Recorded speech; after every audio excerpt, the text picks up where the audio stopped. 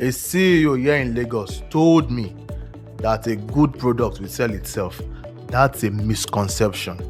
Perception is a reality in marketing. What people think about you or how they perceive you will greatly determine if they are going to take any action towards buying from you.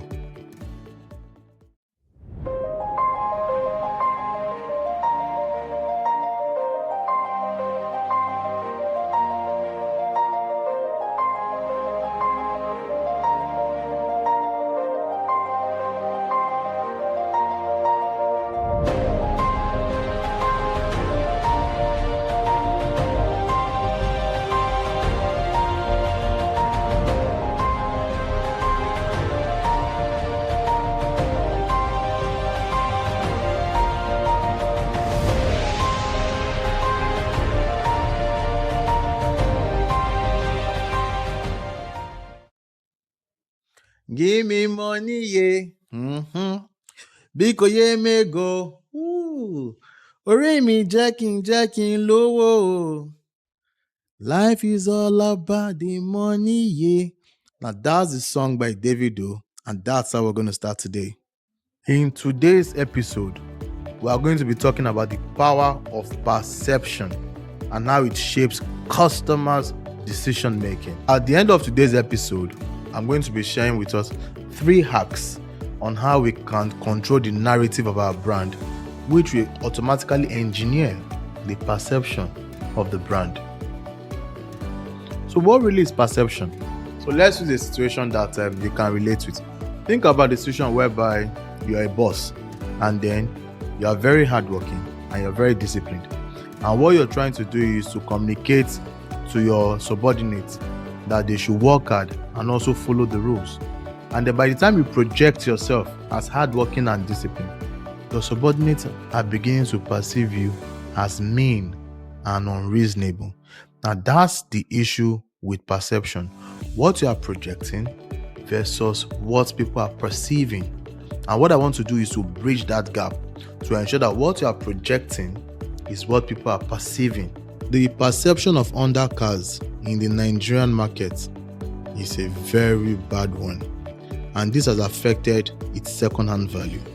And what happens is that most people will tell you or cite the issue with undershaft. In as much as that issue has been fixed, I drive a Honda and that issue has been fixed, but that perception still lingers. Now, to get into perception, let me use a common model that I like. Now, this model no hard. It follows 3 approaches: knowledge, affection, and action. I will explain the linkage. Now, let's think about Nigerians and our reaction to cats. Yes, ologbo. Meow. Now, think about it. Would you own a black cat? I can tell already. You are thinking witchcraft, Abi. That is the Nigerian perception to cats. Now, let's see how we got to this point. Our knowledge of cats is that cats are easily used by witches. That's the knowledge we have about cats. And that knowledge has influenced our affection. Our affection is that we don't like cats. Now, the third part is that because we don't like cats, we are not going to buy a cat as a pet. Now, this model is the same thing that happens to your business. The knowledge that the customer has about your brand, the affection will be influenced by that knowledge, and then the action. So I'm going to break it down on how we can influence the customer using knowledge, affection, and action. So I'm going to now discuss 3 hacks that we can use to influence perception. And then we're going to base those hacks on knowledge, affection, and action. Are you ready? So let's go. The first hack is to educate your customer. It's not a common practice for Nigerian businesses, but it's an important one. Customer education is where you provide information about your product or services, and providing this information is very critical. You can consider all the different touch points that you have: your website, your social media platforms, your staff, even your packaging of your product. Ensure that you craft the message that communicates the benefits, the values, and what makes your product unique to the customer.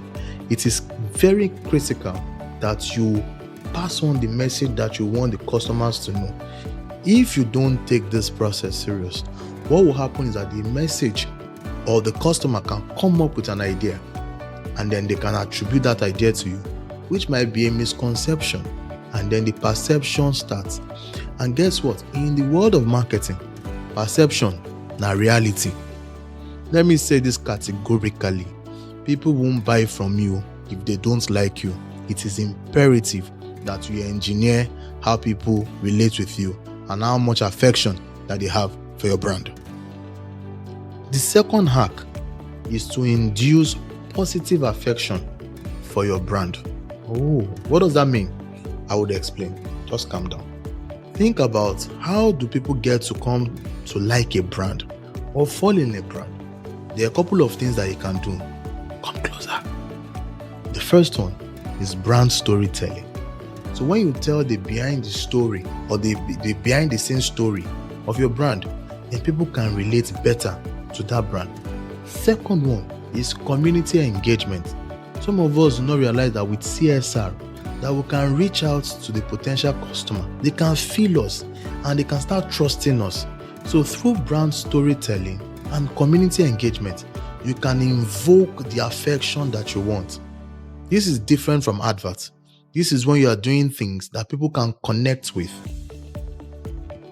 Nigerians don't know that CSR, that's giving back to the society, is a critical marketing component. Some of us just think that, oh, we'll give back because we have made money. CSR is used to influence affection, which is a key component in the buying process. Now, the third hack is to invoke actions. And how we invoke action is to ensure that we have what we call a clear CTA, which is call to action. You have to ensure that you must ask for the sale or the action you want the customers to take.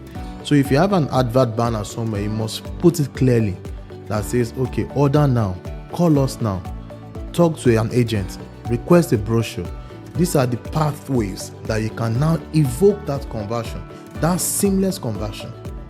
Now there you have it, the 3 hacks that you should look at when engineering perception. So before the show, I went around and I took some common questions from different brand entrepreneurs. A question that someone asked me. So the guy said, Vavadi, if somebody has experienced our brand and they have a bad experience, now what can we do? Does it not mean that that customer is lost for life? So I said, now that's actually a blessing in disguise. The guy said, how come? I said, let me explain. When somebody has a bad experience, it is an opportunity for you to show up as a hero. I'm telling you. So what you now do is that you bring out all the atonement, everything that you can use to please that customer. And most times, people even take good service for granted. I'm telling you. So what you then do is that issue that has happened, you can use it to now delight the customer. So you turn it around. Let me give an example. Some guys came for training in our organization, and then there was an issue and a mix-up with their food, and then they were really displeased. So what I did was that I asked my driver to go and drop them in their hotel. That was how we attuned them. They were so happy. And guess what? That action that we took turned them into brand ambassadors. We have come to the end of today's episode, but a few things I must share with you.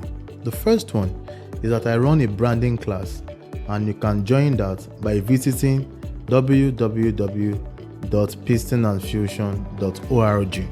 Okay? Now, the next thing you should know is that for you to engage with other content from this page, you need to like, share, and subscribe to our channel. Next week's episode, I'll be covering the brand promise, the unspoken agreement between you and your customer. It's going to be a powerful one. Thank you for joining today's episode. I remain your host, Adeola Badmus.